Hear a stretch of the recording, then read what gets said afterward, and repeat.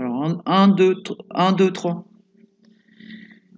Radio Caroline, bonsoir.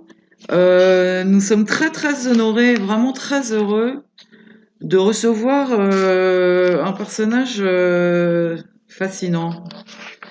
Je me permets de dire ça parce que c'est vraiment l'impression que ça me donne. Nous allons recevoir une jeune femme charmante qui a eu le courage et l'idée assez géniale, je dois dire, au milieu de ses études, donc quasi à la fin, de partir pour un voyage autour du monde. Alors nous recevons ce soir Margot Rabillet. Bonsoir. Bonsoir Margot, Bonsoir. étudiante à l'ESCA, une très célèbre école de commerce, et donc brillante élève qui, sur 5 ans de cursus, au bout de 4 ans, prend une décision. Quelle est cette décision? Alors j'ai pris la décision de faire une année de césure, donc comme vous l'avez dit, entre ma 4e et 5e année, afin de faire un voyage d'une durée de 8 mois. Donc je l'ai préparé pendant 4 mois et ensuite je suis partie pendant 8 mois. Donc c'était toute mon année de césure. C'est le genre de décisions qui sont assez rares. C'est des rêves formidables que on peut dire l'humanité tout entière partage. Mais très peu de gens en ont le courage. Alors, ça, c'est déjà un élément. Il y a un deuxième élément, c'est que il faut un certain budget. Vous êtes jeune, vous travaillez pas encore. Vous avez mis combien dans le petit cochonnet? Alors j'ai en tout compris, donc c'est-à-dire que ce soit les dépenses sur place, donc le logement, la nourriture, les activités, mais aussi les dépenses que j'ai fait avant de partir, donc les visas, les vaccins, même les billets d'avion. En tout, ça m'a coûté à peu près 10 000 euros pour 8 mois. Donc il faut savoir que je n'ai pas travaillé sur place, comme beaucoup de personnes en fait partent voyager et travaillent sur place. J'ai considéré qu'en 8 mois, je voulais profiter au maximum pour faire pas le plus de pays possible, mais le faire à mon rythme et de découvrir tout ce que je voulais découvrir en 8 mois. Et du coup, j'avais travaillé un petit peu avant, euh, pendant mes 4 premières années d'études, donc que ce soit en stage obligatoire dans le cadre de mon école, mais aussi en travail extrascolaire, si je peux dire, après les cours, etc. Donc voilà, c'est comme ça que j'avais un peu mis de côté depuis assez longtemps. Ben, je vous félicite. Alors, c'est noble et courageux de votre part. Ça peut stimuler beaucoup de jeunes gens à prendre des belles décisions comme ça. C'est un effort. Vous n'avez pas demandé à vos parents de vous financer le voyage. Vous avez pas tendu la main. Vous avez travaillé vous-même en plus de vos études, dans des conditions pas toujours commodes. 10 000 euros, c'est beaucoup. En même temps, c'est pas beaucoup Ouais. parce que pour vivre pendant 8 mois, il ne devait pas rester autant quand vous êtes parti finalement avec tout ce que vous a coûté les déplacements, les visas, etc. Hein, on sait que ça Ouais. représente des sommes, que la TVA et compagnie. Donc finalement, il vous restait combien le jour du départ en poche? Quand vous êtes dans l'avion, vous avez quoi, grosso modo? Dans mon premier avion en partant de la France, Ouais, j'avais pas en fait, j'ai vraiment fait au fur et à mesure du ouais, ah, voyage par d'accord. rapport Ah, au très visa bien. et Ouais, au billet d'avion, parce que ouais, je voulais pas me bloquer avec des dates. Il y a beaucoup de ouais. gens qui prennent par exemple tous leurs billets d'avion avant de partir. Mhm. Je voulais vraiment être libre et si je tombais amoureuse d'un pays, je voulais me laisser la liberté de rester un mois de plus, 2 mois de plus. Donc en fait, il me restait pas mal en partant, étant donné que j'avais, à part les vaccins, les médicaments ou même les allers-retours chez le médecin pour vérifier que tout allait bien, ou chez le kiné par exemple. Ça m'a pas coûté énormément d'argent. C'est plus au fur et à mesure de mon voyage que mes dépenses se Oui, sont faites. oui. Voilà. C'est pas mal goupillé, quoi. Ça veut dire finalement que bah, ça coûte pas si cher que ça, quoi. On va dire ça Bah, comme ça, hein, grosso modo, quoi. c'est ce que je dis Ouais. Oui. C'est ce que je dis assez souvent aux gens qui me disent mais comment t'as fait, etc. Parce que je leur réponds, alors pas à mes amis qui vivent chez leurs parents, voilà, mais ceux qui se financent seuls, qui vivent à Paris, qui louent un appartement, qui se nourrissent avec leur argent, je leur dis en fait ça coûte moins cher de voyager que toi, les dépenses que tu as à Paris. Oui. Ça revient à peu près à 1 200 euros par mois. En fait, c'est ce qu'on dépense à Paris. C'est un strict, et encore. ouais, c'est un strict minimum. Voilà. C'est plus qu'un strict minimum. On arrive Ouais. à faire très très peu de choses. C'est vraiment dans l'humilité et on est presque on est presque au niveau du seuil de pauvreté qui doit être à 1 000 euros, je pense. Bon, Ouais. mais on va rester dans la joie quand même. On se serre les coudes, c'est ça, hein, sur Radio Caroline. De toute façon, on se serre les coudes, on s'aime, on est une famille humaine, on aime Dieu aussi et on en est fiers. Bien sûr. Oui. Alors, donc, vous partez de Paris, le trajet, c'est quoi? Alors, le trajet. On le fait au fur et à mesure ou vous nous donnez une petite découpe comme ça? Moi, je peux vous donner En diagonale. large. Oui, voilà, en diagonale ce que j'ai fait. J'ai commencé ma première partie qui n'a duré finalement qu'1 mois, mais je le compte vraiment comme une partie, ça a été de prendre le transsibérien, donc qui part de Moscou et qui va jusque. Donc j'ai bifurqué sur le transmongol, donc en fait qui va jusqu'à Pékin.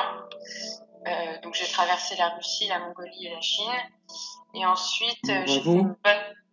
Pardon? Bravo. Oui, c'était génial. Donc ça, c'était vraiment ma première. Est-ce qu'on se raconte au fur et à mesure ce qui se passe dans le transsibérien? Ce serait peut-être pas mal, hein, parce que sinon on va commencer déjà à partir. Alors qu'est-ce que c'est ce train légendaire sublime? Comment il est? Alors, donc c'est un train en fait qui n'est alors pas du tout touristique, hein. Tout est touristique. On pourrait dire que les trains de la SNCF aussi sont touristiques puisque des touristes les prennent, mais ils ne sont pas à but touristique. C'est-à-dire que par exemple, on peut le comparer, si on le compare avec l'Orient Express, ça c'est un train uniquement touristique, donc il n'y a pas de locaux qui vont prendre ce train.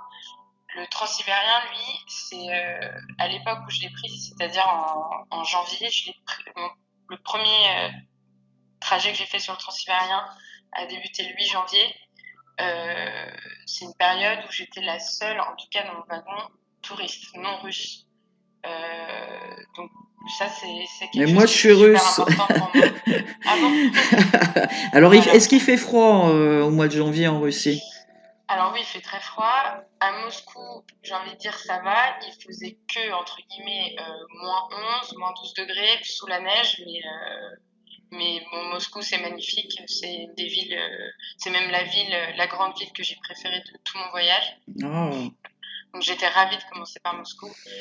Et ensuite, plus on s'avance vers la Sibérie, bien sûr, plus il fait froid, mais c'est un froid sec. Il fait très très beau, en tout cas quand j'y étais.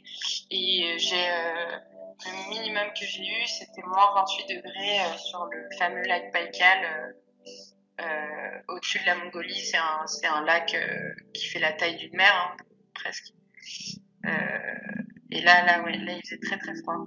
Vous êtes une fille extrêmement courageuse. Vous imaginez bien que c'est pas à la portée de tout le monde de faire des voyages comme ça. Alors nous, on imagine que vous avez pris des photos. J'espère que vous nous en ferez profiter de quelques-unes. Il paraît qu'elles sont très belles, m'a-t-on dit. Je pourrais. Mais alors, vous êtes parti avec quoi? Parce que finalement, un voyage autour du monde, il faut savoir ce qu'on emmène dans sa valise. Ouais. Qu'est-ce qu'on emmène dans une valise au voyage autour du monde? Alors, en fait, la difficulté de mon tour du monde, enfin de mon voyage, c'était de commencer par des pays très très froids et ensuite d'aller vers des pays très chauds. Donc j'ai décidé de partir avec majoritairement des habits très froids et je m'étais dit que je récupérerais sur le chemin des habits chauds. Mais que vous alliez donner les froids à des indigents sur la route. Alors oui, je m'étais dit non mais c'est vrai, une partie que j'allais donner et une partie que j'allais en fait à Shanghai, j'ai rejoint des amis pendant quelques jours et des affaires. Donc, eux, je leur ai donné des affaires que je n'ai toujours pas récupérées d'ailleurs, mais que je récupérerai sûrement dans les prochaines semaines. Donc oui, je suis partie surtout avec des affaires très très froides et ça prend beaucoup plus de place que des shorts et des t-shirts, bien évidemment. Ouais. Donc j'avais pas grand-chose. Et en même temps, quand il fait très froid, on n'a pas envie de faire un défilé dans la rue. On C'est est content certain. d'être avec des gros pulls et on en a un peu rien à faire de changer de pull tous les jours. Donc Absolument. c'était pas très grave pour... voilà, ça m'a pas handicapé pour mon voyage. Ouais, je vous avoue franchement que nous, on émet en Bourgogne pour le moment. On va voyager dans le monde aussi. Ouais, Mais à l'heure actuelle en Bourgogne, on ressemble un peu à des bonhommes Michelin. Il y a plusieurs épaisseurs. ouais, Voilà, alors on s'en fout. De toute façon, effectivement, comme vous le dites si justement, l'essentiel c'est d'avoir chaud.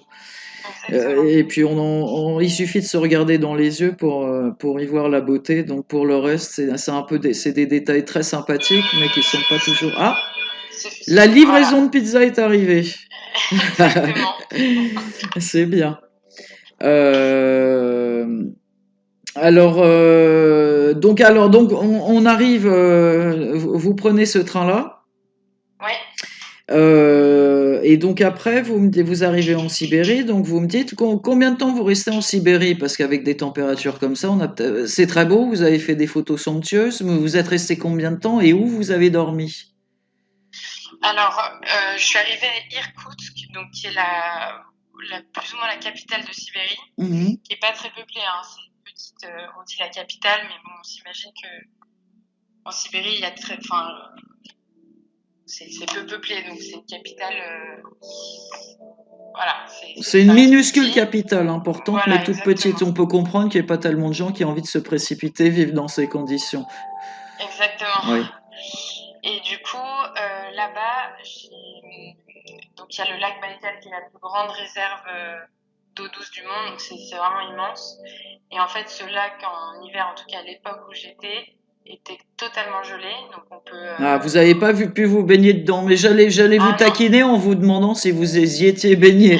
Donc là, c'était pas possible, la non, question se posait pas. c'était pas possible. C'est-à-dire qu'on roule en voiture dessus, on peut faire du patin à glace, on peut faire...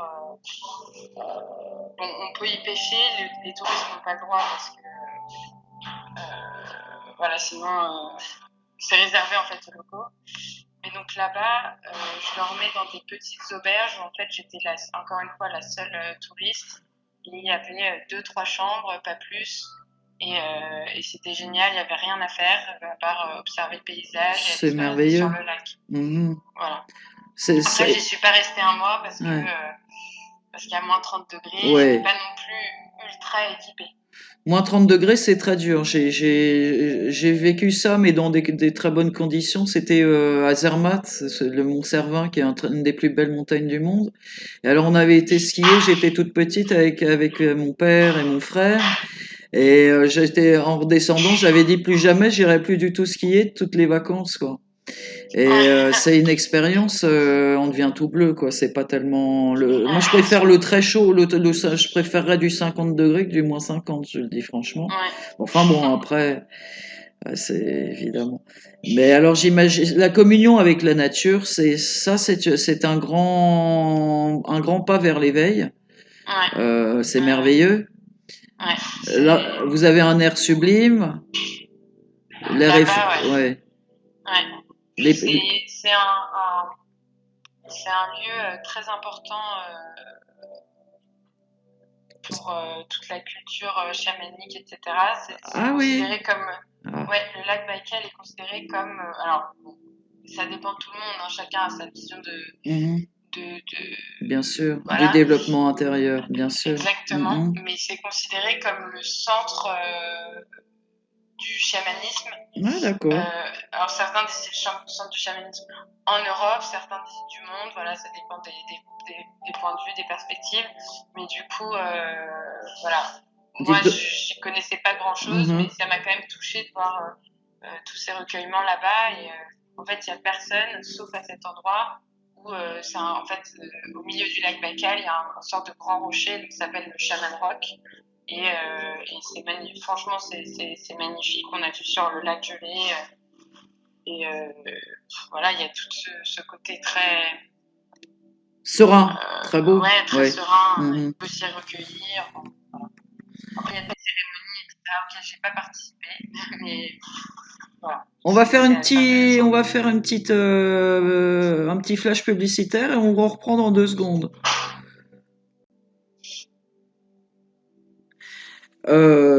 Margot, vous êtes très jeune. Quel âge avez-vous? J'ai 22 ans. Vous avez 22 ans. Vous nous Ouais. apprenez des choses. Je veux dire, très peu de gens. Je me suis un petit peu intéressé au chamanisme de loin. Ouais. Parce que je me suis intéressé à la découverte d'un jeune psychiatre assez fascinant, qui s'appelle Olivier D'accord. Chambon, on peut en parler, Ouais. Chambon. Alors non seulement D'accord. d'être psychiatre, il s'intéresse de près au chamanisme, il en serait peut-être lui-même un d'ailleurs, Mhm. certainement. Il a écrit plusieurs bouquins. C'est un médecin, et disons le plus érudit c'est mon point de vue, ça ne regarde que moi, des psychiatres de France. Il D'accord. a la porte ouverte sur l'infinité de l'esprit et beaucoup de choses. Je suis pas convaincu qu'il sache ce que vous venez de me dire. D'accord. Vous voyez? Donc Ouais. moi ça me bluffe un peu, hein. Personnellement, j'étais très très bonne à l'école, sauf en histoire et en géo. Donc imaginez-vous bien, vous êtes en train de me faire voyager. Je pense que vous en faites voyager beaucoup. Euh, En fait, je triche un peu parce que j'ai une grande sœur, une demi-sœur, qui est, euh, qui est elle-même en apprentissage chamanique. Je sais pas. ah Voilà, c'est comme ça qu'on dit. ouais, sûrement. Donc, euh, donc voilà, je triche un peu parce que j'ai un côté de la famille qui m'en apprend beaucoup là-dessus. Mais bon, j'en avais pas entendu parler avant. C'est pas. Voilà. Oh, c'est peut-être le but aussi que ça reste un petit peu confidentiel finalement, hein. Les rituels sacrés, l'amour à la Bien sûr, planète, tout ça. bien sûr. Bon, Jean-Paul II a embrassé la terre. Vous voyez, moi, il m'a donné un exemple. Alors, il m'arrive de me retrouver carrément à ras le sol et embrasser la planète et à lui dire que je l'aime parce que je trouve qu'elle mérite davantage d'amour que de prendre des torgnoles. Je me suis permis d'écrire en trait au lieu, d'ailleurs, comme ça a été formulé, messieurs, quand vous croyez que vous avez quand vous croyez qu'un missile a raté sa cible, en vérité, il gifle notre mère de plein fouet et c'est très grave. Donc voilà, c'est une vérité qu'il faut relever et qui devra être diffusée partout parce qu'on est très inconscient. On n'est pas sur un morceau de caillou, on est sur une balle sublime qui est au centre de l'univers, ce qui peut Ouais, nous donner la foi finalement parce que s'il y avait rien et aucune raison d'aller bien et d'avoir confiance, finalement, on pourrait tomber par terre même. Donc là, on tombe pas. Quand on dit à des gens qui sont très éveillés spirituellement, il faudrait redescendre sur terre. On sait pas où il faut redescendre parce qu'on sait pas très bien où on est, mais on est dans un univers magique qui est infiniment beau, infiniment intéressant. Et bon, moi j'en veux un peu pour preuve que l'élite des scientifiques du monde entier, notamment à la sortie d'une des plus grandes conférences, enfin une des premières conférences mondiales qui était en Belgique à Solvay, ça devait être en 1929, et ils ont déclaré que finalement le verbe était cher. Alors ils l'ont pas dit comme ça, mais que la pensée influait sur le résultat de leur expérience, et ils étaient tous stupéfaits. Aujourd'hui, la bonne nouvelle, je peux dire que l'élite de la science mondiale est en train de converger totalement avec les vérités sacrées du Seigneur. On aura mis 2000 ans finalement pour que des coachs ne fassent que nous dire de pardonner. C'est ça qu'on nous apprend dans le coaching, c'est de pardonner, d'être gentil avec les autres, de se sentir à l'aise, d'être bienveillant. Enfin, c'est ce que nous a dit le Seigneur. Alors, on le raconte de façon simplifiée aujourd'hui. Alors, hommage au Christ. Moi, j'ai la foi. Vous l'avez aussi. ouais, Je bien sûr. pense, bah ouais, c'est merveilleux. Et bravo. Vous êtes un étendard pour la jeunesse de France. Alors, vous avez voyagé dans le monde entier. Pour l'instant, on est en Sibérie, mais alors j'imagine que vous avez vu des temples et des chapelles somptueuses. Ouais, bien sûr. Pendant le début de mon voyage, j'étais dans beaucoup de pays majoritairement bouddhistes. Mhm. Donc j'ai commencé à visiter pas mal de temples et j'y connaissais rien avant de partir, je vais pas mentir. Et j'ai trouvé ça super intéressant. Je m'en veux un peu de pas m'être plus renseignée avant et même après. Enfin là, j'ai pas fait plus de recherches que ce que j'avais déjà appris, que ce que j'ai déjà appris pendant mon voyage. Mhm. Mais ça m'a beaucoup intéressée. Donc bien sûr, j'ai vu beaucoup de temples. très joli. Après, j'ai Quel un est le peu du plus beau mal. temple? Quel est le plus beau temple qui vous vient en esprit là maintenant? Bouddhiste, j'en Ouais. ai vu un magnifique en Mongolie, dans un parc national près de la capitale, hein, vraiment facilement accessible. Mhm, Et ce que j'ai trouvé très très beau, c'est que il y avait personne. mhm, On était seuls, et on a croisé personne de la journée d'ailleurs. mhm. Et c'est perdu au milieu de la nature. On se demande comment il est arrivé là. Et alors je me souviens plus du nom, c'est un parmi Ouais. 10 000. Mais il est vraiment magnifique et on l'a ouvert juste pour nous. Et c'est des fidèles ou alors des bénévoles qui viennent s'occuper de ce temple. Et en fait, on leur a rien demandé. Ils sont là à veiller sur le temple, ils habitent à côté, ils l'ouvrent pour les peu de personnes qui viennent le visiter. C'est une Et voilà. chance. Ouais, ouais, ouais, C'est un coup de carrément. bol. Bon, enfin, s'aimer les uns les autres quand il y a personne, c'est très facile. Ouais, c'est vrai, c'est vrai. Mais c'était, je pense que c'est un clin d'œil de Dieu. C'était juste pour vous montrer que finalement, Dieu se conjugue à l'infini. J'ai un très beau message à passer. Un jour où j'étais en prière devant un lac, d'ailleurs, j'ai entendu très clairement un message sous forme de vision auditive, on dirait, et qui me disait, mais qu'est-ce qui vous relie dans la région où vous êtes né? Alors je me suis exclamé, Ouais, mon Dieu, tu es merveilleux. Qu'est-ce qui nous relie dans la région où nous sommes nés?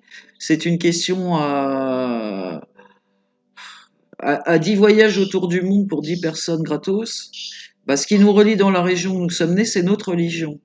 Or, Dieu n'a pas de religion, c'est nous qui nous en avons une, ouais, parce que justement, on est né dans un pays où il y a des coutumes qui sont comme ci ou comme ça, on mange d'ailleurs d'une manière ou d'une autre, et qu'on prie.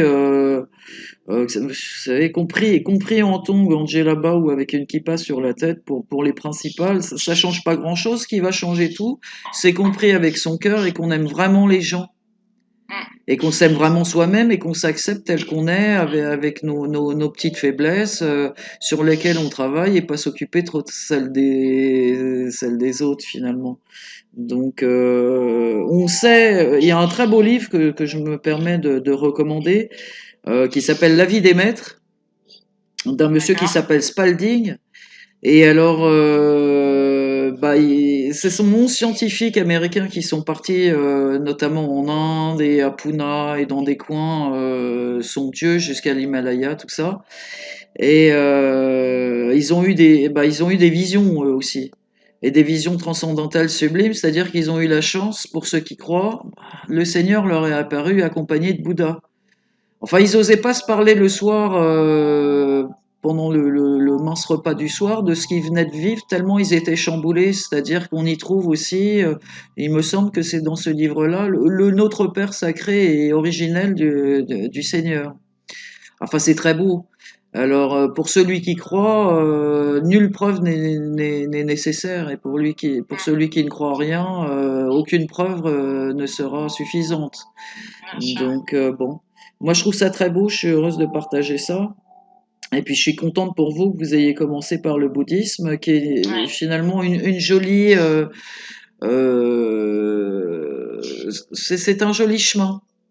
Mais il ne doit pas empêcher, ça a été un chemin plus facile pour ceux qui avaient cru que le Seigneur avait été tabassé à mort et que c'était punitif. Or, ce qu'il faut savoir, ouais, c'est que le Seigneur a donné sa vie.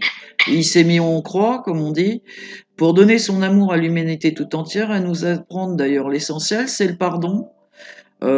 Et de nous accepter dans nos différences et d'apprendre à vivre ensemble dans une tendresse et une douceur infinie. C'est là, à ce moment-là, quand on est dans la compassion et dans la gentillesse, qu'on se rend compte que finalement les erreurs des autres sont pas si graves, qu'on a bien assez de boulot avec nous-mêmes. Pour ma part, je me sens concernée d'avoir j'ai besoin de ma petite éponge pour nettoyer un petit peu. Il y a des jours où c'est moins bien que d'autres.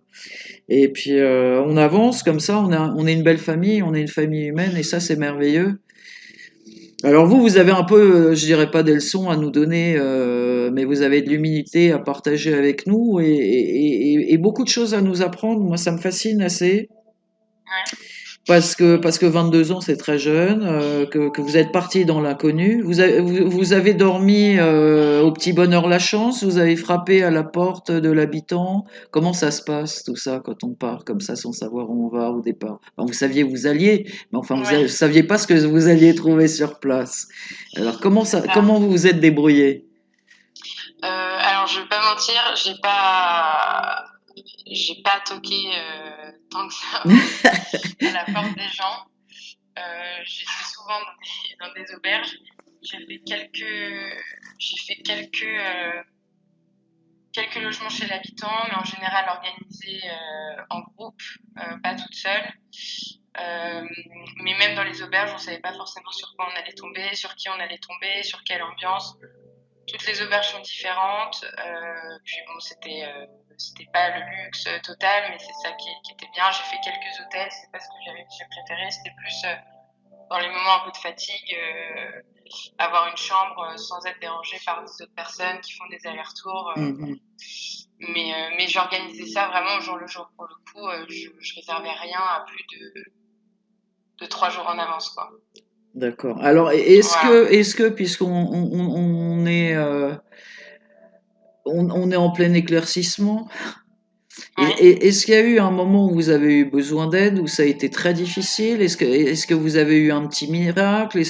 Vous avez prié sûrement tous les jours, souvent, j'imagine.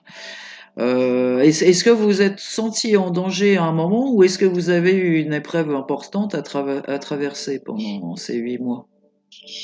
Alors, je sais pas si c'est le Seigneur ou pas. Mhm. J'ai trouvé que j'avais vraiment une bonne étoile pendant tout mon voyage. J'ai eu beaucoup de chance. J'ai rencontré beaucoup de personnes qui ont eu des petits soucis. Pas des soucis énormes, hein, mais ça va de se faire embêter dans une gare ou Mhm. se faire voler toutes ses affaires, des trucs comme ça. J'ai eu énormément de chance. Les peu de petits soucis que j'ai eus, c'était généralement de ma faute. Donc, je peux m'en vouloir qu'à moi-même et c'est louper un avion, se mettre trop longtemps au soleil. J'ai eu des infections dues à des coups de soleil, enfin, c'est des trucs comme ça. Mhm. Mais j'ai vraiment, je me suis jamais fait embêter, on m'a jamais rien volé, personne m'a jamais mal parlé, je me Ouais. suis pas fait arnaquer. Il y a beaucoup d'arnaques, hein, on va pas se Oui, bien mentir, sûr. le Ouais, monde est ouais. beau, mais parfois, pour venir enfin voilà, il y a beaucoup d'arnaques dans certains pays, j'ai vraiment eu beaucoup de chance. Je dois dire Ouais, mais même j'ai pas été malade, enfin, voilà, c'est bien. j'ai plein d'exemples de, voilà.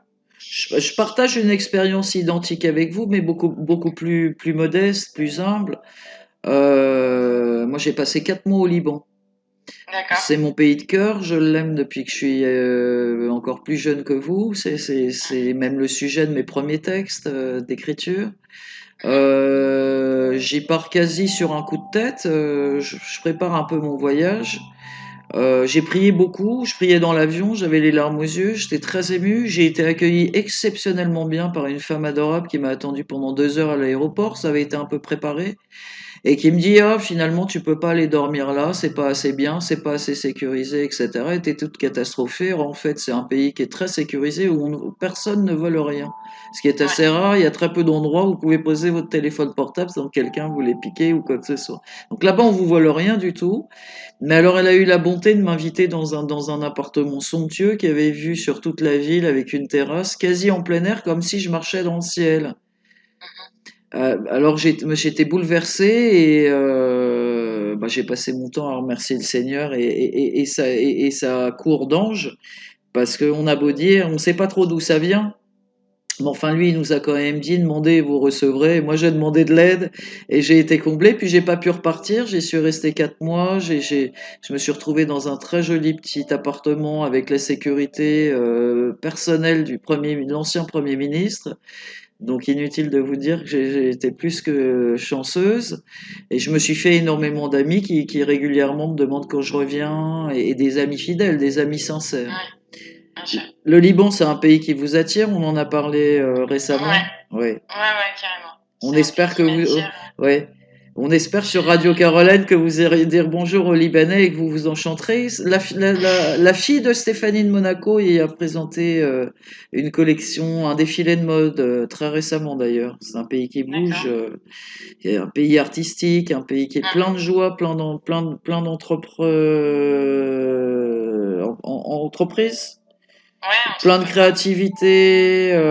Il y a beaucoup de solidarité humaine, beaucoup de gentillesse. On y mange pour pas grand-chose si on veut. On peut y manger très bien si on le veut aussi. Il y a de très beaux restaurants. Il y a de très beaux palaces qu'on n'imagine pas parce qu'on imagine un vieux rocher pulvérisé. Or, Beyrouth, c'est comme un millefeuille un peu. Il y a l'ancien Beyrouth qui est bouleversant, avec une très belle architecture en dentelle. Alors évidemment, il y a le Beyrouth qui a souffert, qui est très bouleversant. Et puis il y a le Beyrouth moderne, qui est d'une beauté architecturale, je pense, la plus belle au monde, c'est bluffant. Il y a un luxe et un savoir-vivre extraordinaire. Il y a un grand savoir-vivre. Les Libanais aiment beaucoup les Français d'ailleurs et on vit très bien au Liban.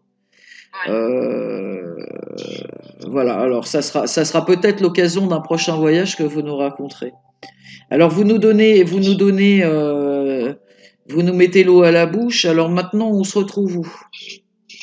Après la Sibérie, Ouais. donc comme je vous ai dit, j'ai traversé la Mongolie, bon, très rapidement, je l'ai fait en train, hein, Mhm. je l'ai pas fait en cheval, voilà, comme beaucoup le font.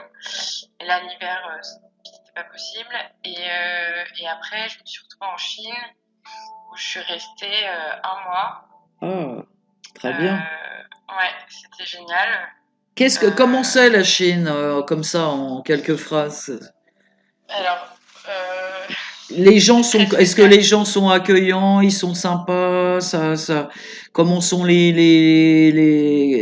rues des villes, ça grouille un peu, il y a beaucoup d'animations, beaucoup de restaurants, beaucoup de magasins, on y mange bien, qu'est-ce que c'est exactement la Chine?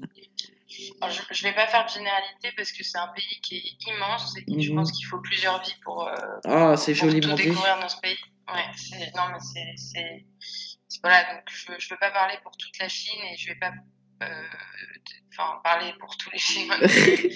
Mais c'est un pays, en tout cas dans les grandes villes, que j'ai pas trouvé hyper accueillant. Encore une fois, c'est mon point de vue. Il y a plein de personnes des amis d'ailleurs qui sont super heureux et qui trouvent que c'est très accueillant. J'ai trouvé que les grandes villes, donc Shanghai, Pékin, c'était pas super accueillant. C'est magnifique. C'est un niveau technologique qu'on n'atteindra peut-être jamais en France. Ah oui. Donc c'est bondé de magasins avec enfin, voilà, d'un autre monde, on va dire. Et ensuite, il y a un autre côté, dans des plus petites villes, où là, en fait, nous, les Européens, on est comme des extraterrestres qui arrivent, parce que déjà, il y a très peu en fait, les Européens vont souvent dans les grandes villes, ils vont pas beaucoup dans les petits villages. On commence, enfin, c'est comme tous les voyages, hein. On a tendance à aller un peu aux mêmes endroits. Mhm. Et donc là, on arrive comme des extraterrestres. Les locaux nous demandent plein de photos. C'est marrant, c'est super sympa. Et là, on se sent déjà un petit peu plus,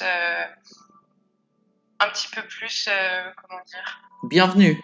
Ouais, voilà, c'est ça, bienvenue, Bon, enfin, il est un exactement. petit, c'est pour un peu les douaniers, ces braves Chinois. C'est un peu dans leur coutume, je crois que ils sont censés pas tellement partager leurs sentiments et être un peu Bien sûr. impartial de visage, avoir un visage neutre. Alors évidemment, pour moi, par exemple, qui suis russe, enfin, entre autres, hein, parce que je suis un peu italienne, je suis un peu autrichienne, je suis un peu tatar. Vous voyez, enfin, j'ai une demi-douzaine de nationalités qui coulent dans mon sang. Ouais. J'ai un caractère très chaleureux, très enthousiaste. J'aime beaucoup l'humanité, j'aime beaucoup les gens et tout ça. Alors ça m'aurait sûrement fait le même effet que vous. Mm. Mais bon, c'est un peu dans leur manière de vivre comme les Japonais, hein. C'est-à-dire, ça serait presque un petit peu inacceptable de montrer qu'on est très très content ou très triste ou je sais quoi. Ils montrent un peu toujours une face Ouais, une identique. poker Bon, face. ouais, ouais. Donc dans les petits villages, c'est plus sympa, ils sont plus accueillants. Ouais, mais en Ouais. fait, il y a quand même une distance, mais même en fait, c'est tout bête, hein, mais, donc je ne parle pas chinois, et c'est très rare que les Chinois parlent anglais, bon, français n'en parle pas, donc je considère que c'est à moi de savoir parler chinois, étant donné que c'est moi qui ai un pays, et du coup, ça met une distance parce qu'on ne peut pas discuter. Alors, les peu de discussions que j'ai eues avec les locaux, en fait, c'est sur Google Traduction ou ce genre Mhm. d'outils où on pouvait s'échanger deux, trois mots, où est-ce que tu viens, pourquoi est-ce que tu es là, voilà, deux, trois phrases, et en fait, ça va pas plus loin. Et donc, comme j'y étais à une période pas du tout touristique, j'ai eu bien 2 semaines et demie où j'étais très seule, ce qui n'était pas grave du tout, hein, je me plains pas, mais où j'étais très seule parce qu'il y avait cette distance avec l'écho et qu'il n'y avait tout simplement pas de touristes. Donc voilà, c'était une partie très spéciale de mon voyage que j'ai pu retrouver après, qui m'a un peu manqué, mais pas tant que ça. Ouais.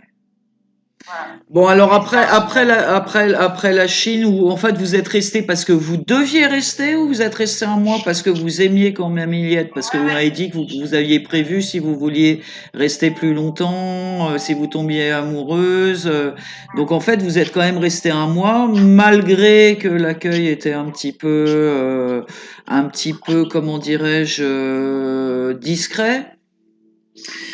Non, en fait, je suis restée un mois parce que j'ai pas eu beaucoup aimé ce pays et qu'il y a énormément de choses à voir. Mhm. Et en fait, tout simplement, mon visa se terminait au bout de 30 jours, donc j'avais pas le choix D'accord, de quitter la Chine. En fait, d'accord. il y a des visas plus longs qui existent, mais c'est Mhm. très très compliqué. C'est Ouais. déjà compliqué de trouver un visa de 30 jours, Ah oui. donc je ne peux pas attendre si facilement, donc je suis partie au bout d'un mois. Voilà.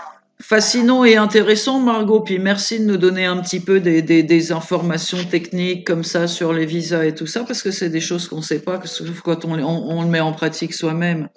Alors, après la Chine, où est-ce que vous vous trouvez? Alors après, j'ai fait une grosse partie de mon voyage, a été de voyager en Asie du Sud-Est, donc Mhm. la Thaïlande, le Cambodge, le Vietnam et la Birmanie. En tout, j'ai dû rester dans ce coin-là 2 mois, 2 mois et demi. On vous comprend. Ouais, alors c'est beaucoup plus touristique, mais c'est magnifique et c'est quand même un voyage plus simple, entre guillemets, que la première partie en transsibérien et en Chine. C'est certain que là, vous avez commencé par ce qui est d'ailleurs la noblesse des chevaliers et des héros et des courageux, c'est de commencer toujours par ce qu'il y a de plus difficile. Alors, Ouais, félicitations. Mais alors, du coup, là, quand vous êtes dans des coins comme ça, vous pouvez jeter les anoraks, vous mettre en maillot de bain, hein, je présume qu'on y fait, exactement. voilà. Ouais, Donc là, vous vous réchauffez, vous vous ravigotez, vous vous baignez, vous vous bronzez, vous dégustez une nourriture délicieuse. ouais, ouais, Faites, mettez-nous l'eau à la bouche, racontez-nous un peu qu'est-ce qu'on mange de bon là-bas, comment ça se passe là, tout cet art culinaire aussi, partout d'ailleurs, hein, en Chine aussi, mais alors bon, la Thaïlande, la mer, le soleil, la Birmanie, tout ça, c'est très beau, on mange ouais. très bien, les gens sont accueillants. Les gens sont très accueillants. Mhm. Alors après, oui, les gens sont très accueillants. En fait, plus c'est touristique, plus on se sent mal accueilli, parce que forcément, un Européen qui arrive à Bangkok, C'est le c'est pas milliardaire, méchant. ouais, Voilà, qui non, arrive dans le c'est pas le bidonville, milliardaire, ouais, c'est ouais, un mhm, dollar qui bouge. Donc, ouais. mais c'est normal, c'est la culture, on peut pas se plaindre, on va chez eux, donc c'est normal d'être. Bien Enfin, sûr, faut on participer, puis ils s'adapte. ont besoin de Voilà. nous, puis c'est un honneur d'aider les gens. Même si on n'a pas beaucoup, on peut donner un sandwich ou un gâteau. Si on a plus, on peut donner plus. Ça fait partie du plaisir de la vie, quoi. Ouais. C'est bien. Mais donc dans des pays moins touristiques comme la Birmanie, qui le devient de plus en plus, et moins touristique que la Thaïlande, largement, même le Vietnam, là on est vraiment bien accueillis. C'est des gens qui sont. Donc déjà il n'y a plus cette barrière de la langue, parce qu'ils parlent un peu anglais, et en plus Ils sont vraiment curieux de nous connaître, de nous poser des questions, ils nous invitent à manger, ou alors nous, on les invite, on a des discussions, etc. Et ça m'avait pas mal manqué. J'étais contente de retrouver ça après les 3 pays que j'ai enchaînés par les pays tournés. J'étais Ouais. contente de pouvoir découvrir un peu le corps. Donc vous êtes un peu tombée amoureuse là-bas? Le Vietnam, j'ai beaucoup aimé. C'était vraiment génial. La Thaïlande, voilà, c'était super touristique. Ce qui est très bien aussi, hein, mais j'ai préféré être plus au calme au Vietnam. C'est un pays que Il y a j'ai beaucoup de vraiment aimé, j'y sérénité là-bas, hein. retournerai. Les Vietnamiens, ils sont doux. Ouais, C'est un peu l'harmonie. Ils sont un peu ouais, l'harmonie entre le japonais, le chinois. ouais. C'est un peu l'équilibre. Enfin, ça, moi, c'est une idée reçue d'ailleurs, hein. Ben, vous le confirmez donc. Il y a beaucoup de sérénité, de la Ouais, gentillesse, ouais. de la Oui, c'est serviabilité. Ouais. On mange bien là-bas. sans aucun doute. Ah, on mange très bien. Ouais, Mm. c'est vraiment un pays, ouais, en tout cas, du Mais on nombre de y, pays que j'ai fait, ouais. qui a une des meilleures cuisines. Ah ouais. Alors on y vit Ouais. pour pas très cher finalement ou... C'est le pays le moins cher de l'Est, D'accord. facilement. Bon, bah, les enfants, alors ceux qui veulent des vacances sympathiques dans un pays accueillant, rendez-vous Voilà. au Vietnam. Très Ouais, bien. exactement. Euh, est-ce qu'il y a, alors là, ça fait, là, on est en train de courir sur 4-5 mois déjà, hein, à peu près. Ouais, Ouais. exactement. Après, Euh, est-ce que dans cette première grande moitié, il y a des moments où où vous dites, vous avez envie de baisser les bras, vous avez un coup de mou, vous voulez rentrer chez vous en France? Il y a des moments de faiblesse ou pas? il y a des moments de faiblesse qui durent pas plus de, disons, 1 heure. Mhm.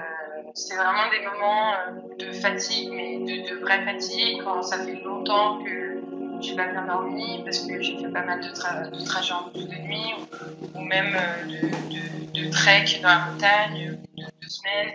Il y a forcément un petit craquage, mais je pense que si j'avais été en France dans les mêmes conditions, ça aurait été exactement pareil. C'est pas le pays qui me faisait baisser les bras, c'était plus le rythme de voyage euh, que j'avais à ce moment-là. Mais c'était très rare. Et d'ailleurs, j'ai fait le point en rentrant et je m'en suis souvenue de 4 ou 5 en 8 mois. Et j'ai trouvé que c'était pas beaucoup Vous pour n'êtes pas tenir du genre à toute vous être une semaine. laissé décourager, mais enfin pour une jeune femme, 22 ans, à l'autre bout du monde, 4 mois, c'est déjà énorme. Vous avez pas beaucoup, vous avez un petit peu quelque chose dans les poches, mais enfin c'est très modeste. C'est déjà extraordinaire. Alors dans votre famille, votre grand-mère, tout ça s'inquiète un petit peu pour vous. Vous Ouais. arrivez à avoir contact avec elle? Alors, ma grand-mère, un petit peu. Ma grand-mère, un petit peu. Mais c'est surtout ma mère et mon frère et mon père, d'ailleurs, avec qui j'avais pas mal de contacts et qui relayaient l'information. Mhm. Non pas que j'avais pas Internet, hein, en fait, on pense que c'est je suis allée au Népal, par exemple, ma mère me disait que j'aurais pas Internet, etc. En fait, si, c'est des pays qui sont très bien équipés. C'est plus que, voilà, je trouvais pas forcément le temps de les appeler. Quand je bougeais pas mal, forcément, c'est pas toujours facile de les appeler toutes les semaines, mais Mhm. voilà, j'ai réussi à garder le contact, c'était pas du tout un problème. Il n'y Ouais. a jamais eu un moment où j'ai été coupée pendant très longtemps de ma famille, De de la tous mes communication. nouvelles. Alors, on fait pas de publicité, mais enfin, on imagine que vous avez utilisé WhatsApp. Qu'est-ce que vous utilisez? Ouais, c'est ça. Ouais, WhatsApp, Qui vous a permis de couvrir principalement. le monde entier, finalement. Vous avez pu communiquer de partout avec cet outil qui est assez génial. Oui, Ouais. en connectant à la Wi-Fi, je Mm. peux utiliser WhatsApp sans problème. C'est formidable. Ça, c'est Ouais. vraiment une révolution. Mm. Ouais. Et alors, au cours de ce voyage, vous vous faites des amis? Vous avez eu des amitiés, des coups de cœur, des rencontres formidables? Ouais, carrément. En fait, en partant, je craignais un peu le fait d'être toute seule. Après, j'avais parlé quand même à quelques personnes avant de partir. J'avais besoin quand même d'entendre des gens qui avaient vécu un peu la même chose pour me rassurer, en fait, tout simplement. Et, euh, et en fait, ils m'avaient tous dit, tu verras, tu rencontreras plein de personnes. Et c'est en effet ce qui s'est passé. En fait, je pense qu'on est moins seul quand on part seul que quand on part à plusieurs. Ça peut sembler bizarre, mais Oui, oui, c'est vrai. c'est vrai, Ça en peut fait. être vrai. Mm. Si l'étoile est bien astiquée, la belle étoile est bien au-dessus de la tête, finalement, on peut faire des rencontres merveilleuses. C'est une question de prédisposition aussi, hein. Bien Il sûr. y a une forme de destin. On attire un peu les gens qui nous ressemblent. Donc vous êtes fait plein d'amis, vous avez gardé des contacts. Il y a des gens que vous avez rappelés déjà, écrits, ceci, cela, par des Oui, réseaux sociaux ou quoi que ce soit. c'est ça, en fait, avec tous les réseaux sociaux qui existent aujourd'hui, en Hmm. fait, même des Vietnamiens qui sont au fin fond de la campagne vietnamienne, c'est facile de garder contact avec eux. Donc, oui, j'ai gardé pas mal de contacts. C'est des gens que. Alors, c'est des gens que je reverrai si je voyage dans leur pays. Mhm. Je sais pas si j'irai exprès dans ce pays pour les voir, mais Mhm. c'est des gens que je serais ravie de revoir. Et après, j'ai évidemment croisé des Français. Les Français voyagent pas mal quand même. Pas forcément pendant 8 mois, mais pendant 1, 2, 3 mois. Et donc j'ai gardé pas mal de contacts. Ouais. C'est beau ce que vous nous dites, une amitié comme ça au fin fond de la nature Mm. vietnamienne. Alors ça me fait Ouais. penser à Frédéric Lopez, vous voyez ce journaliste qui fait une très belle émission. Alors il était tombé Ouais. amoureux d'un Mongol dans une yourte au milieu de nulle part, Mhm. qui lui avait offert un café alors en pleine forêt, puis il lui dit détends-toi, vas-y, allonge-toi sur le sol, ferme les yeux, t'as besoin de quoi là mon pote?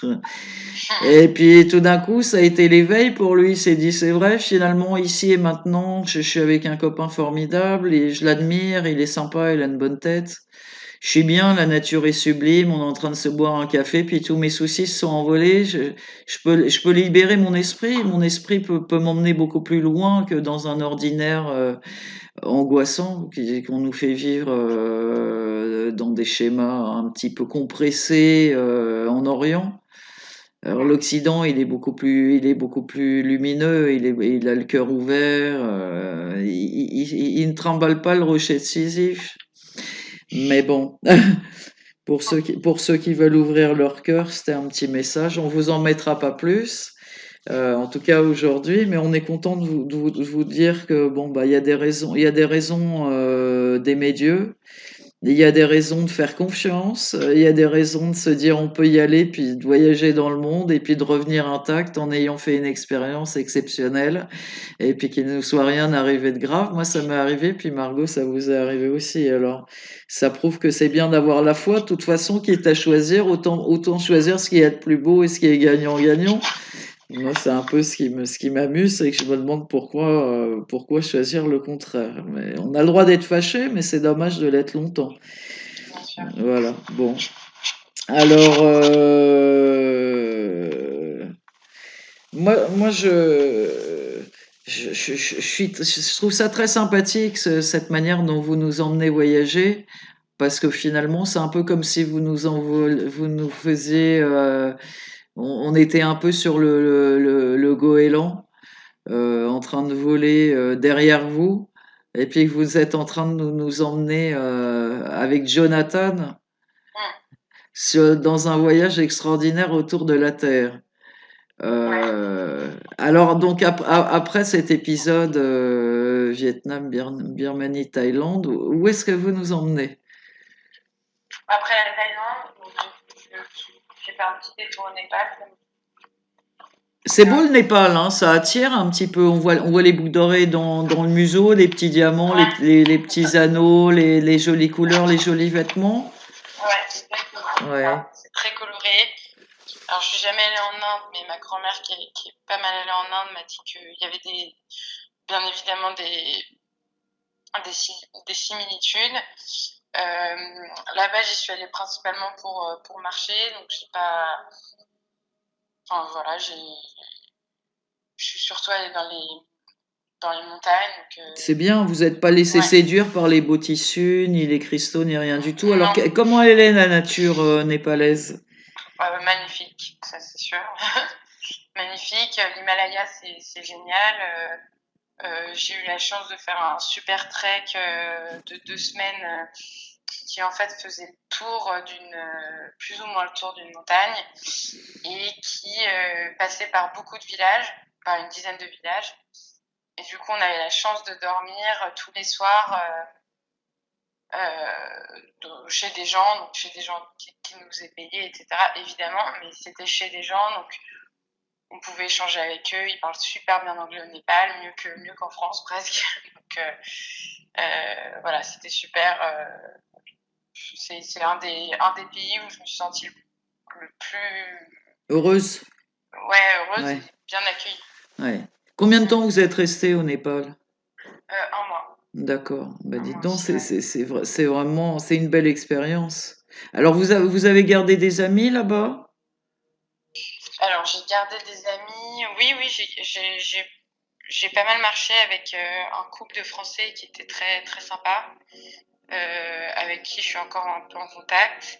Et j'avais un guide que je reverrai sûrement si j'allais au Népal, mais pour le coup, lui, alors là-bas, ils ont moins de réseaux sociaux quand même, donc c'est assez compliqué, Ouais. mais je connais son nom, je sais où il habite, je peux lui rendre visite quand je veux, je le sais, et lui, s'il y a un jour, je ne sais comment il se retrouve en France, il sera bien évidemment le bienvenu, mais voilà. C'est très C'est, sympathique. ouais. Alors, vous voyez, je suis en train de vous écouter et bon, je suis un peu une boîte à idées. On a beaucoup d'idées sur Radio Caroline, ça foisonne, Radio Caroline, ça foisonne beaucoup. À vous écouter, cette merveilleuse description que vous nous faites, vous avez des photos somptueuses, ça je le sais de mon petit doigt. Et je me disais, vous savez, vous pourriez faire vraiment on va dire un best-seller humblement, et vous pourriez faire une très très belle histoire. Vous pourriez raconter cette histoire, l'agrémenter de photos. Moi, Margot, 22 ans, mon voyage autour du monde. Je pense que ça pourra intéresser énormément de monde. Alors j'espère que je vous donne une idée. Je sais pas si vous aurez le temps de la réaliser, mais Et, bon, on va s'intéresser à vous. Je pense que des gens ouais. viendront un peu vous demander des détails plus approfondis. Et c'est vrai Pourquoi pas? on a envie d'en avoir. On a envie de voir vos photos. Parce que je sais que vous faites d'ailleurs, non seulement elles sont très belles, mais vous savez très bien les mettre en scène. Ah oui, c'est Ouais, ma grand-mère qui faisait ouais, ça. ouais. On embrasse Eliane, qui est une femme merveilleuse, je dois dire. Elle est aussi belle que Michel Morgan. Elle le sait pas, puis on lui a pas souvent dit, mais c'est vrai. Puis alors, bon, elle est dans sa deuxième jeunesse. Mais enfin, moi, j'ai rarement vu une femme qui a autant d'énergie. De gentillesse, de service et de dévouement. Elle est un peu, bah, elle est devenue un membre de ma famille de cœur, hein, on s'aime beaucoup. Mm. Alors j'ai vu effectivement de très très beaux carnets de voyage que vous avez fait magnifiquement et bon, je vous encourage à continuer. C'est gentil. Ouais. Alors C'est gentil. donc là on est en Népal, on est à 5 mois et demi, 6 mois, il vous reste Ouais. 2 mois. Qu'est-ce que vous en faites? Alors, il me reste même un peu plus. Il me reste 3 mois Et et des quelques pouces. semaines. Ouais.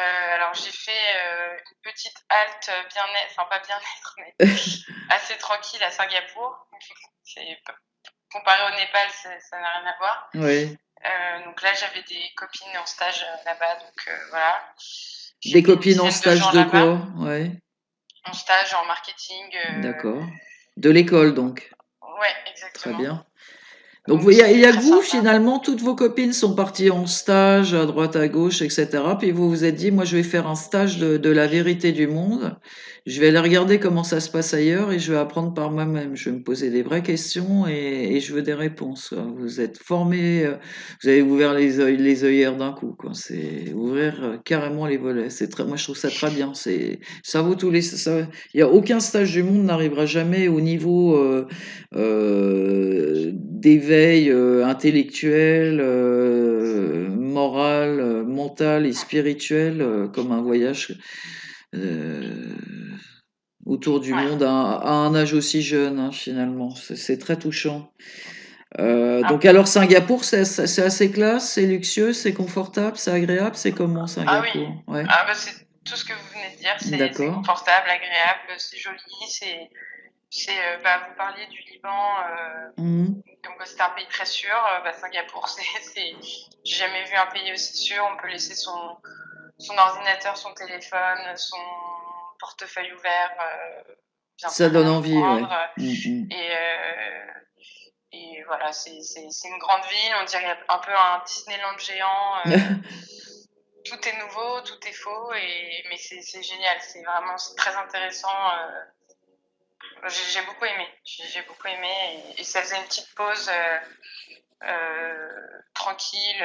Ouais, ça vous changeait un petit peu. Voilà. Vous veniez quand même de taper un peu pas des épreuves, mais enfin, Ouais, vous êtes parti avec des godillots, vous étiez pas en escarpin, à vous la coulée voilà. douce, c'est la grosse aventure.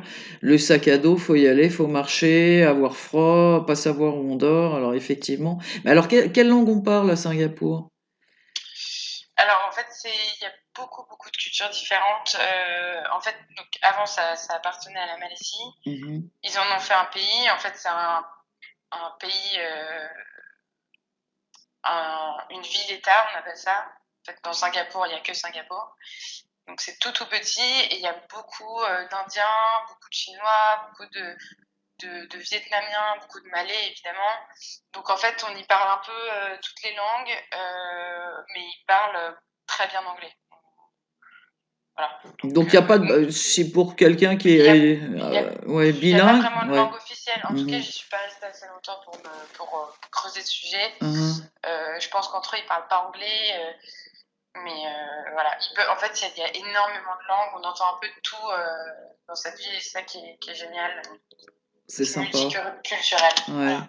Et alors vous, donc vous faites un peu un spa, enfin entre guillemets, vous allez dans un lieu de bien-être, de guérison, de massage. Qu'est-ce que vous faites? Non, là-bas, je me repose. Je suis avec ma bande de copines D'accord. et on visite tranquillement. Une grasse matinée, voilà, Mhm. ça fait du bien de se poser un petit peu C'est vrai. et voilà. J'y reste une petite semaine. Ah oui, c'est pour ça. D'accord. Ouais, C'est un petit séjour court, mais bien sûr. réconfortant et rassurant. Donc là, Exactement. elle vous donne du courage, elle vous félicite, elle vous admire, vous leur racontez tout ce qui vient de se passer précédemment. Évidemment, elles savent que vous partez pour un voyage autour du monde. Vous avez prévu de Ouais, vous retrouver, j'imagine, au ouais, milieu. Ok, donc exactement. Ouais. c'est l'étape réconfort et amitié. C'est sympa. Ouais, ouais, c'était génial. C'était C'est vraiment cool. bien de voir des têtes connues, Ouais, on va ouais, dire. bah oui, ça met du baume au cœur, Ouais, évidemment, dans une aventure aussi merveilleuse que ça, et aussi courageuse surtout, hein. Et alors, vous quittez Singapour, et alors vous prenez un avion, un bateau? alors, je prends un avion vers. Alors, mon but était d'aller en Amérique du Sud. Je suis passée par Hong Kong et après j'ai volé jusqu'à Lima, la capitale du Pérou. Formidable, Un long trajet. formidable. Le Pérou, c'est très très beau, il paraît qu'il y a des ciels somptueux. Ouais, Ouais. je pense, je peux le mettre dans mon top 3 facilement. Mais alors, est-ce qu'on y rentre facilement là-bas? Oui, oui, en termes de visa, etc. Je vous entends un peu loin. Vous voulez bien vous revenir avec nous?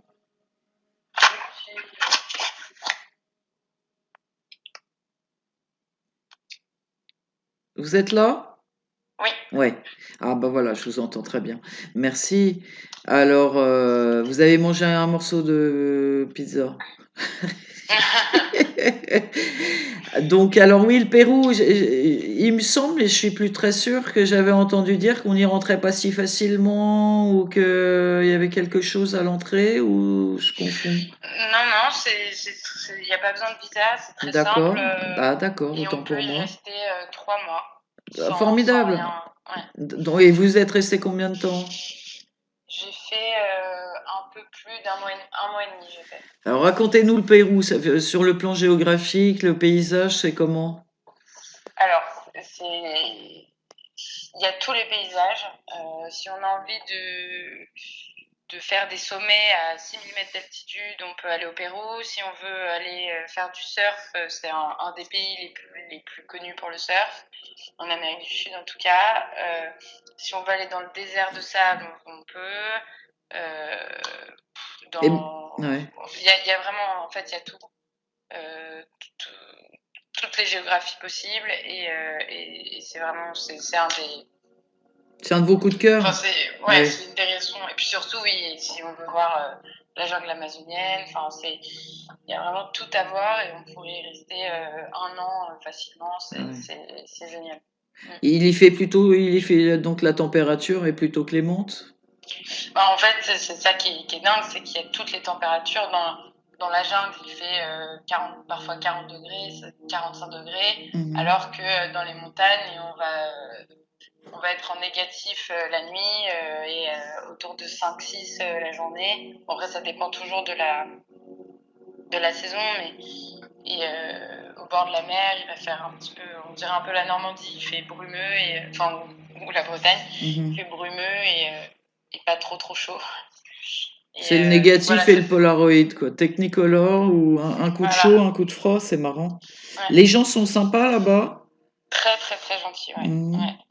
Très gentil. Alors après, ils connaissent le business touristique. C'est un des pays, je pense, les plus. Ils savent y faire avec les touristes. Ils savent construire leurs aéroports pour ramener plus de gens. Ils savent augmenter les prix au bon moment quand. Voilà, c'est un peu le côté moins bien du Pérou, c'est que voilà, il y a un côté très touristique, en tout cas dans le sud. Et en fait, dès qu'on remonte dans le nord, là, ils connaissent plus rien et c'est génial parce qu'ils veulent nous faire, ils veulent juste nous faire connaître leur région et ils s'en foutent du reste. Ils veulent juste nous montrer la beauté de leur paysage et, et voilà, il y a plus ce rapport Mhm. touriste-guide. Mhm. Donc ça, c'est génial. C'est touchant, c'est beau, ça veut bien dire une chose, ça veut dire que finalement, ce qui nous enthousiasme tous, c'est l'échange de l'amour qu'on peut manifester. Et Mm. ça, c'est une priorité. Alors évidemment, voilà, les cadeaux, les plus sont bienvenus, c'est certain. Mais un bel échange, ça vaut tout l'or du monde, quoi. C'est certain. Alors, moi, j'ai un peu cette image du Pérou. Il porte beaucoup on voit cette femme un peu habillée en vêtements de couleur avec des chapeaux, tout ça. Ouais, c'est ça, Ouais, c'est la exactement. tenue locale. Ouais, bah, local. Enfin, ordinaire, je dirais, c'est un peu les Ouais, coutumes. exactement. Ouais, c'est amusant. Vous avez Pas, ramené un pas dans la chapeau, vous? capitale. J'ai pas ramené de chapeau, j'ai ramené des pulls, mais j'ai Ouais. pas ramené de chapeau.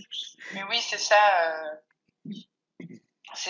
en tout cas, peut-être pas à Lima, dans les grandes villes, ou alors dans les grandes villes, c'est plus pour amuser les touristes, dès qu'on va un peu dans la campagne péruvienne ou surtout en altitude, c'est en effet la vie traditionnelle.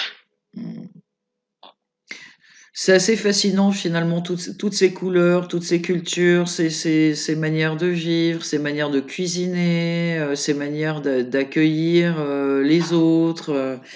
Vous avez ouvert la porte d'un coup? Ouais, ouais, C'est exactement. un choc violent à 22 ans ou comment ça se passe finalement, hein? Ça remet beaucoup de choses à leur place?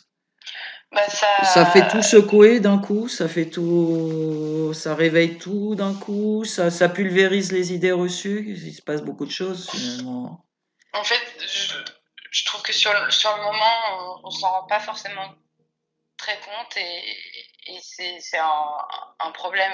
Enfin, j'ai essayé de travailler dessus, d'être vraiment dans le moment présent, dans l'instant présent, de me rendre compte que là, à ce moment-là, je suis au Pérou, en Amazonie ou peu importe. Et en fait, c'est difficile de s'en rendre compte et c'est souvent 1 ou 2 jours après, quand on a quitté l'endroit où on était, qu'on se dit c'était quand même dingue ce que j'ai vécu et je le revivrai peut-être plus jamais ou en tout cas je le revivrai mais pas de la même façon et Donc, je trouve qu'on se prend pas tout dans la tête d'un coup, mais c'est plutôt en quelques jours après qu'on réalise vraiment ce qui vient de se passer. Surtout quand on revient et qu'on retrouve les copains sur place qui Ouais, finalement sont toujours aussi sympas, mais il leur a rien arrivé d'aussi beau, quoi. exactement. Mais Enfin, alors, ouais. si, peut-être qu'il leur arrive des choses aussi beaux, mais en tout cas pas la même chose en fait. Mais même, d'ailleurs, je pense que même si j'ai voyagé avec quelqu'un tout au long de mon voyage, on l'aurait peut-être pas vécu de la même façon. En fait, je pense que pendant un voyage, surtout un voyage aussi long, euh, tout le monde le vit différemment et je l'ai bien vu quand je parlais avec des gens que je rencontrais dans des auberges, peu importe, au restaurant ou en activité. On se racontait nos histoires et parfois on, on était allé au même endroit et on racontait d'une manière différente et on se rend compte qu'on vit vraiment pas La même expérience. Ouais. exactement. C'est amusant, c'est fascinant d'ailleurs, hein. Mm. C'est très surprenant. Je pense que bah, c'est la personnalité. On est un peu comme une sculpture qui finalement se façonne au fil des expériences. Mais c'est certain que, à moins de tomber amoureux, qui fait voyager d'un coup aussi, je pense que les deux plus belles choses qui puissent arriver à un être humain, c'est le grand et véritable amour qui est un voyage permanent dans le sublime, et puis partir à la découverte du sublime terrestre et tomber en amour avec la beauté de la nature, la diversité du monde, des peuples, des races. Je pense que ça vous a apporté plus de compassion, plus de tolérance, Ouais, oui, les deux. Plus de compassion, plus de tolérance. du recul Euh, par rapport aux ouais, situations quotidiennes un peu ordinaires où on peut être fatigué, agacé, ouais. désagréable, énervé, tout ça, surtout en ville. Ouais, je Il me y a un suis peu rendu un compte stress, ouais. qu'on avait tendance à pas mal se plaindre quand même. Et Ouais. en fait, je me prends depuis que je suis rentrée à Paris à moi-même me plaindre et de temps en temps, comme tout le monde en fait, et me dire mais rappelle-toi de Ouais.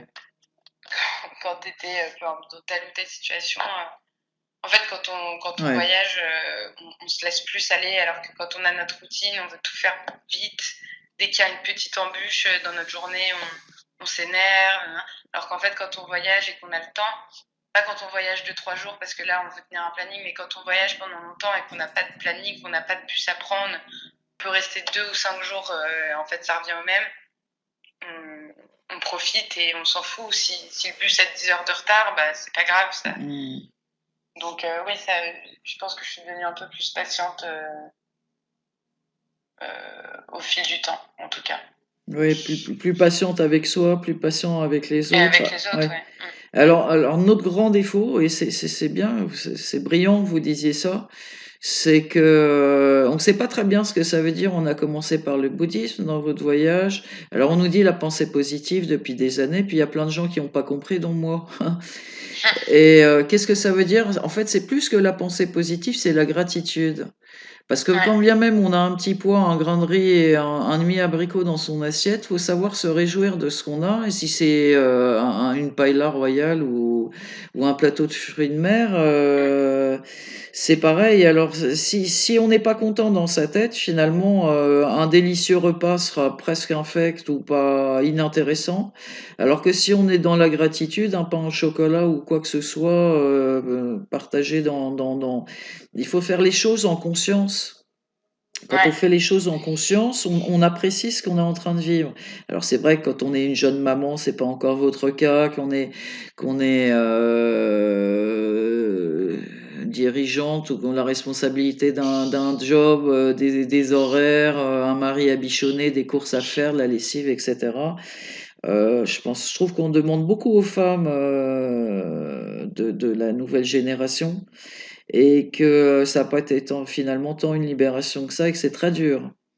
Alors, moi, c'est un appel de phare à la société. Je pense que quand les hommes étaient les piliers de la famille, ça n'empêchait pas les femmes d'aller au musée ou de prendre des cours de pâtisserie. Mais elles avaient beaucoup plus de temps pour elles, elles avaient beaucoup plus de temps pour leur mari, pour leurs enfants, et c'était un boulot à plein temps. Alors, je fais un autre appel de phare au gouvernement. Si on a envie de laisser les femmes à la maison et redonner de la force à la famille qui est le pilier d'un pays, Bah, ça serait sympa que beaucoup de femmes puissent avoir une liberté pour être moins pressées.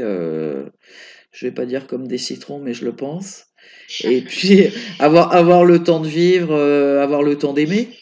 C'est ça, c'est le temps Ouais, d'aimer. Hein? Est-ce qu'on bien a le sûr. temps d'aimer aujourd'hui? Pas vraiment. Ça dépend où. On a le temps d'aimer quand on est retraité C'est ça. ou quand on n'a pas commencé encore à galoper à cheval. Ouais. Ouais, donc c'est pas commode. Moi, je vous aime tous beaucoup et je vous admire tous beaucoup. Parce que moi, j'ai la chance qu'on m'ait sorti du marché du travail. Je suis revenu de très très loin et je suis une miraculée, moi, vous voyez. Donc, il me reste plus que ma plume et ma langue. Enfin, j'espère que vous êtes tous bien amusés et que vous êtes contents d'avoir rencontré Margot, qui doit avoir faim. Je pense qu'il est un peu tard. Vous avez faim, Margot? Hein? Ça va. Ouais. Alors, Pour l'instant, ça va. qu'est-ce que vous voulez nous... Quel conseil vous donneriez à quelqu'un qui veut voyager, faire un tour à travers le monde comme ça les deux, trois conseils précieux que vous donneriez à quelqu'un qui se dira à 20, 22 ans, 24 ans ou 88 ans, tiens, allez, allons-y. On n'est pas obligé d'y aller tout seul déjà, mais alors, Bien sûr. ouais. Je pense qu'il Vous êtes faut. encore un petit peu éloigné. Non, non. Je vous entends. Ouais, voilà. Ouais. Merci. Ouais, merci beaucoup. Je pense que tout simplement, faut se lancer et pas tergiverser pendant 50 ans parce qu'à la fin, il sera trop tard. Hmm.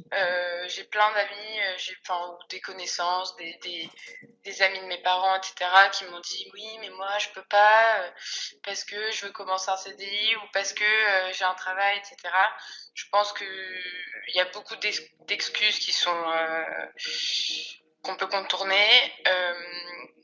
On parlait du budget au début. C'est pas toujours un problème. Encore une fois, c'est moins cher de voyager que de vivre à Paris. Euh, et voilà, il faut se lancer et ne pas attendre que. Faut pas se donner Je de sais pas, faux prétextes. Ouais. voilà, Ouais. exactement. Au début, je m'étais dit que je ferais jamais ça toute seule. Je voulais le faire avec Hmm. une copine ou avec un copain. Euh, Au final, bon, on m'a pas lâché, mais j'ai fini. En fait, personne n'était vraiment motivé pour faire ce voyage avec moi, ce que je peux comprendre. Mes copines, euh, elles voulaient vraiment faire des stages, etc., ce qui est très bien. Hein. Mhm. Au final, c'est génial mon voyage, mais je me retrouve quand même un petit peu en retard niveau stage. Bon, bref. Euh, mais Vous allez voilà, voir, vous allez si j'avais. rattraper ça d'un coup. Bien sûr, bien sûr. Ouais.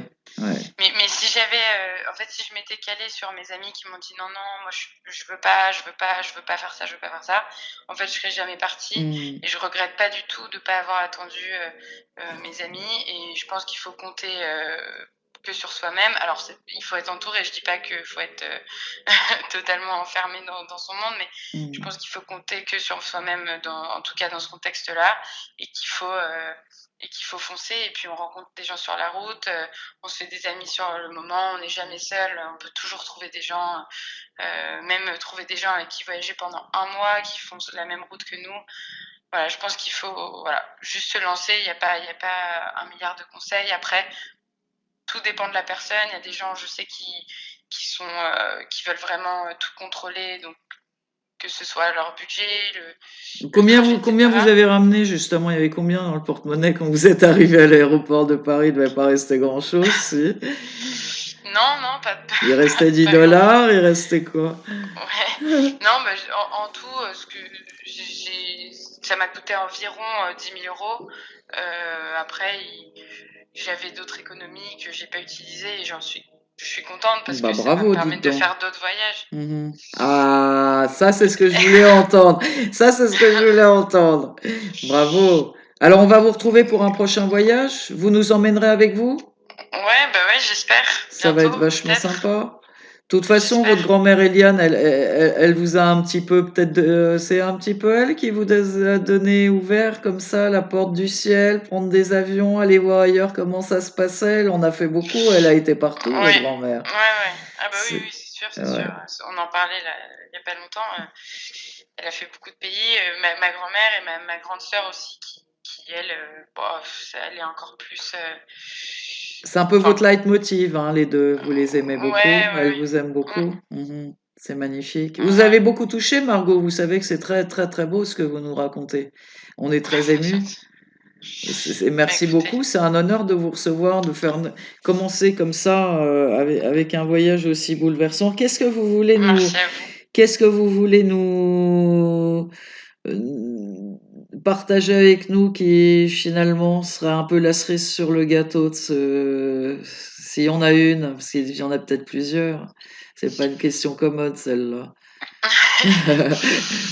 Bah non, non, mais il y a même pas. Alors, j'ai eu plein de bons moments dont je me souviendrai plus que Ouais. d'autres, mais en règle générale, il y a eu 99% que des bons moments.